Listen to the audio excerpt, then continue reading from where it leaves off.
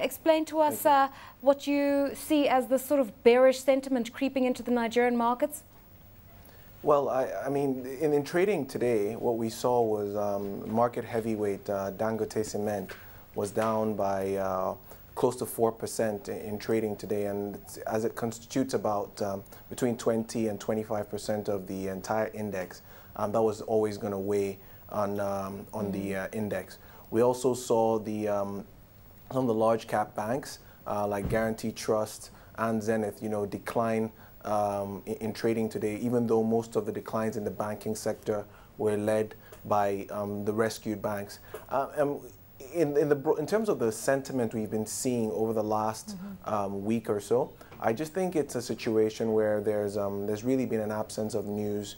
At the beginning of the year, we had some positive news out of AMCON and signing of the transfers of some of the bad loans. But now we have a situation where we haven't quite gotten results, and there's a bit of a lull in the market. There's been a postponement of AMCON's date to actually issue bonds to take up some of the loans. So I think in the absence of activity, or in the absence of positive or negative news, the market and market participants are just looking to take a bit of the profits they've made since the beginning of the year.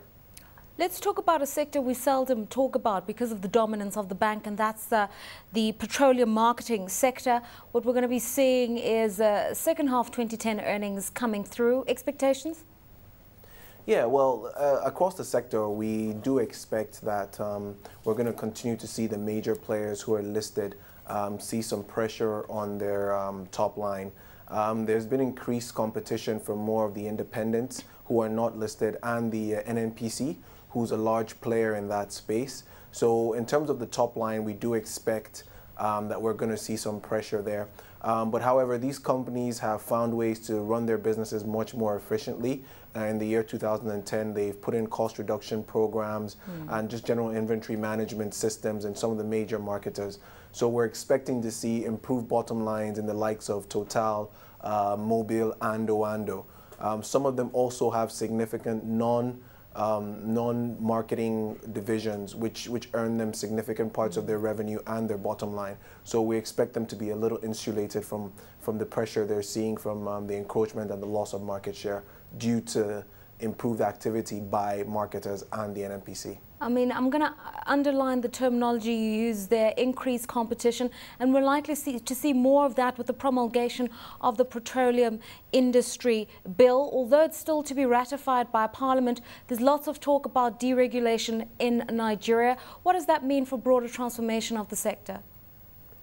Well, the reality is that any sector that's regulated will see significant depression in investor willingness to take on long-term capital projects, just because the regulatory climate needs to be clear for investors to have a full view of future earnings and opportunities in order to make long-term decisions. And I think that's really been the situation with the petroleum marketing sector.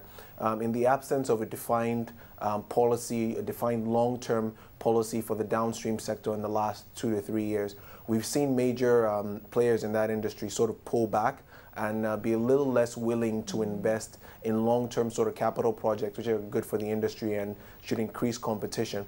But in the advent of deregulation, we will see a situation where margins will improve slightly, and then there's increased competition. So players would have to invest in long-term capital projects and expand and increase their capacity in order to remain relevant in the sector. A final question. And naturally, that's the process. A final question. I mean, we are seeing improvements in the oil price, and that should have significant bearing on Nigeria's earnings as a country and on some of the producers within the sector. With all of these sort of international factors at play, what do you expect to see by way of industry drivers in the first half of 2011?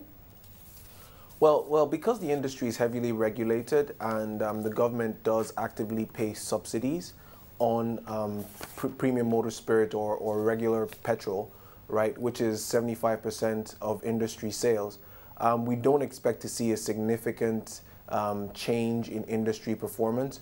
we do expect to see volumes grow in line with economic growth, and maybe see if there is a revaluation or increase in price by the government or deregulation, we do expect to see a slight uptick in the top line. But besides that, you don't expect to see any major moves.